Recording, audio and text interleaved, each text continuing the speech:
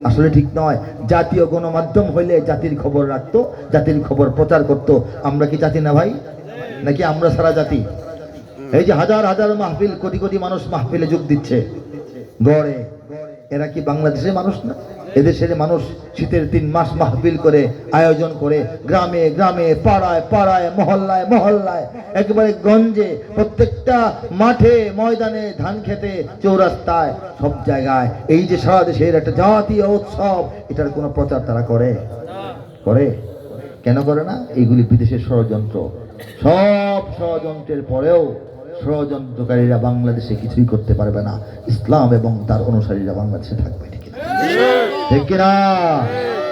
বাংলাদেশের সব মানুষের নাম বদলাতে পারে, বইয়ের পাতায় স্বাধীনতা সংগ্রাম বদলাতে পারে, বঙ্গোপসাগরের সব পানি যেতে পারে শুকিয়েও, গোটা রাজধানী গিলে নিতে পারে বুড়ি গঙ্গার ঢেউ, সুন্দরবন কেটে হতে পারে ইটের ভাটার লাকড়ি, শিল্পপতিরা দেউলিয়া হয়ে খুঁজতে পারেন চাকরি, চোর গুন্ডারা পেয়ে যেতে পারে মন্ত্রীর মর্যাদা, আইনের ফাঁকে কালো টাকা সব হয়ে যেতে পারে সাদা। অনেকেই বলে এই দেশ নাকি হুজুগে জাতির দেশ, দফায় দফায় বদলায় এর রং ঢং পরিবেশ, তাই বলে ইসলাম তো এদেশে হুজুগে হবে না শেষ, হুজুগে হবে না শেষ। ইসলাম এ মাটির পরতে পরতে, জনপদে ঘরে ঘরে, ইসলাম এ জাতির 90% মানুষের অন্তরে, ইসলাম নিয়ে কেউ ছিনিমিনি খেলে এমন শক্তি নেই, আর কিছু থাক না থাক এদেশে ইসলাম থাকবে। সবকিছু বদলে যাক এদেশে ইসলাম থাকবে। 2010-এ লেখা, এখন লেখা না, অনেক আগে, 14 বছর আগে লেখা। বইয়ের পাতায় স্বাধীনতা সংগ্রাম বদলাতে পারে, পারে না? এখন বদলাইতেছে না? নতুন বই দেখেন, ঠিক কিনা বলেন?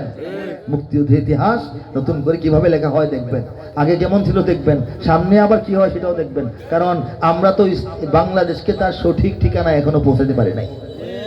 বাংলাদেশ ভুল ভুল মানুষের কোলে ঘুরতেছে, মায়ের কোলে যায় না এখনো, বুঝতে পারছেন নি?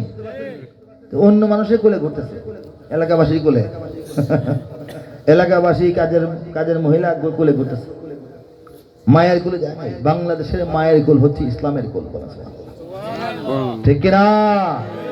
মা কাকে বলে? মা কাকে বলে? যিনি জন্মদান করেছেন, নাকি? বাংলাদেশকে জন্মদান ইসলাম করেছে, বলেছে মা আল্লাহ। কিভাবে করেছে? ইংরেজরা যখন এই দেশে ছিল, যখন চলে যাওয়ার সিদ্ধান্ত করে চলে যাবে, তখন ভারত, পাকিস্তান, বাংলাদেশ এইগুলি তো তখন হয় নাই। বঙ্গ ছিল, অনেক বড় বঙ্গ, সেই বঙ্গকে ভঙ্গ করে 2 ভাগ করা হয়। বঙ্গকে ভেঙে দিয়ে কি করা হয়? একটা ভাগ হচ্ছে পশ্চিমবঙ্গ, যেটা এখন কলকাতা সবাই চিনি। আরেকটা ভাগ এই বাংলাদেশ। কেমনে হইল? কারণ হইল এই দেশটাতে ইসলাম ছিল, মুসলমানদের সংখ্যা বেশি ছিল।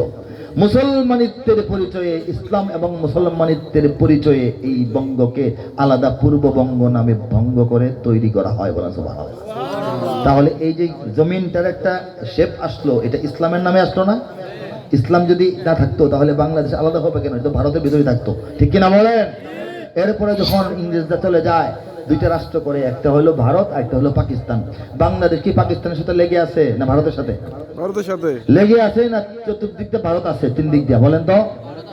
ভারতের পেটের ভিতরে, ভারতের পেটের ভিতরে, ভারতের একটা এই ঘেরাওয়ের ভিতরে যে বাংলাদেশ, এইটা ভারত না হয়ে পাকিস্তান কেন হলো? ইসলাম এবং মুসলমানদের পরিচয়, বলেন সুবহানাল্লাহ। যেহেতু মুসলিম রাষ্ট্র হবে পাকিস্তান, এক অংশ ওই মাথায়, আরেক অংশ এখানে, 2টাকে মিলাই দেয়া মুসলিম রাষ্ট্র বানায় দেওয়া হইলো। কাজেই বাংলাদেশের জমিনটা আবারও ভারতের অন্তর্ভুক্ত না হয়ে আলাদা থাকলো, ইসলাম এবং মুসলমানিত্বের পরিচয়, ঠিক কিনা বলেন? এরপর এই 2 পাকিস্তান 2 জায়গায় ভৌগোলিক কারণে একসঙ্গে থাকা কঠিন।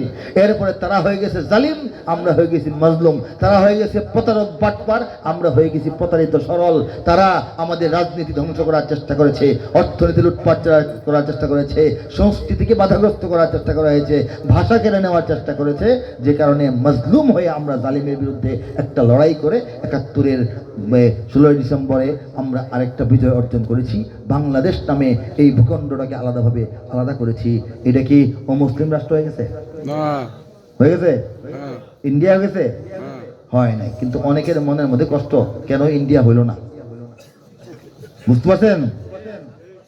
কেন পাকিস্তান থেকে ভাঙ্গে আলাদা হইলো, ইন্ডিয়া কেন হইল না? এইটা যাদের মনে কষ্ট, এরাই হচ্ছে ভারতের দালাল। এদের মনে শান্তি নাই, এরা এই বাংলাদেশকে আরেক ঘষে মেজে উল্টে পাল্টে কোনো না কোনো ভাবে ভারতের পকেটে ঢুকায় দেওয়া পর্যন্ত তাদের শান্তি নেই।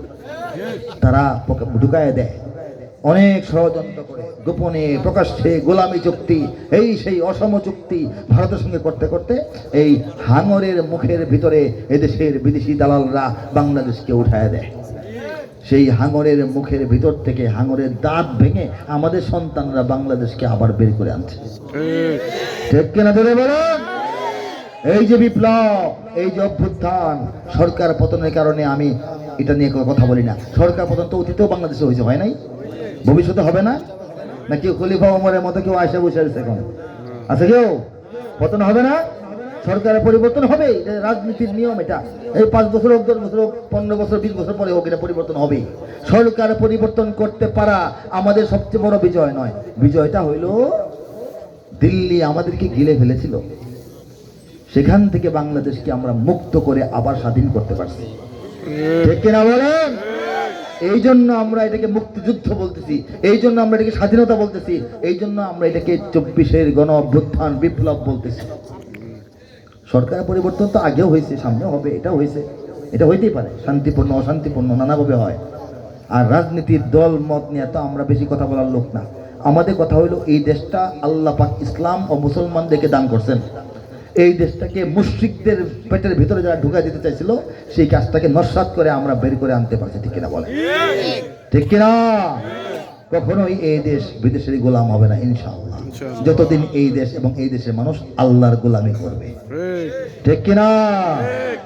বাংলার ইতিহাসে যখনই শত্রু আসে পালাবার পথ খুঁজে পায় না। বাংলার ইতিহাসে যখনই শত্রু আসে পালাবার পথ খুঁজে পায় না। ইংরেজ বেনিয়ারা এখানে খেয়েছে, তারা পালিয়ে গিয়েছে পাক হয় না। বুঝেনিক আমেরিকা, বুঝেনিক ইন্ডিয়া, বুঝেনিক রাশিয়া ও চায়না। বুঝেনিক আমেরিকা, বুঝেনিক ইন্ডিয়া, বুঝেনিক রাশিয়া ও চায়না। মুমিনের এই মাটি ইমানের এই ঘাটি কিছুতেই কেড়ে নেওয়া যায় না। মুমিনের এই মাটি ইমানের এই ঘাটি কিছুতেই কেড়ে নেওয়া যায় না, যায় না, না না। মুমিনের এই মাটি ইমানের এই ঘাটি কিছুতেই কেড়ে নেওয়া যায় না। সাহাবায়ে কেরামের আগমনে এই দেশ হাজারো বছর আগে ধন্য। ওলিদের মেহনতে গড়ে ওঠা এ জমিন কোটি কোটি মুমিনের জন্য, কোটি কোটি মুমিনের জন্য। এ মাটির ভাজে ভাজে শহীদের খুন আছে, এ জমিন কখনো শুকায় না। এ মাটির ভাজে ভাজে শহীদের খুন আছে, এ জমিন কখনো শুকায় না। এ জমিন কখনো শুকায় না।